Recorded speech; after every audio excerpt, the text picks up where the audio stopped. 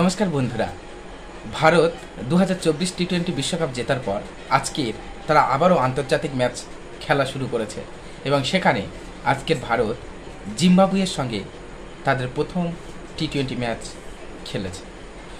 এই ম্যাচে ভারতের যে সমস্ত খেলোয়াড় খেলছে তারা কেউই বিশ্বকাপ খেলেননি, একদম নতুন একটা টিম বলা চলে। শুভমান গিলের নেতৃত্বে এখানে ভারতীয় টিম খেলছে। অনেকজন ক্রিকেটার আজকে তারা তাদের প্রথম ম্যাচ খেলেছেন।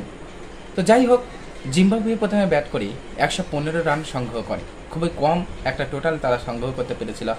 রবি বিষ্ণুই আজকের দুর্দান্ত বল করেন, একাই নেন 4টে উইকেট। ওয়াশিংটন সুন্দর তিনিও 2টে উইকেট সংগ্রহ করেন।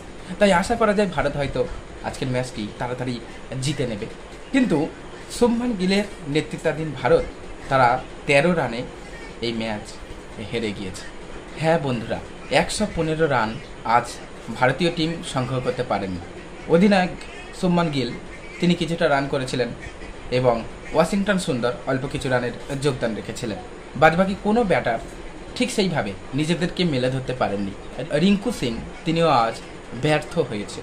জিম্বাবুয়ের তরফ থেকে দারুণ বল করেছেন প্রত্যেকটা বলার। সেখানে সিকান্দার রাজা তিনি 3টে উইকেট সংগ্রহ করেছেন এবং চাতারা তিনি 3টে উইকেট সংগ্রহ করেছেন।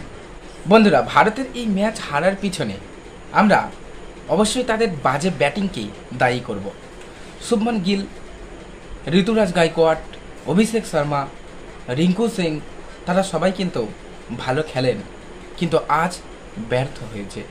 জিম্বাবুয়ের বোলিংদের সামনে আজ তারা মাথা নত করেছে।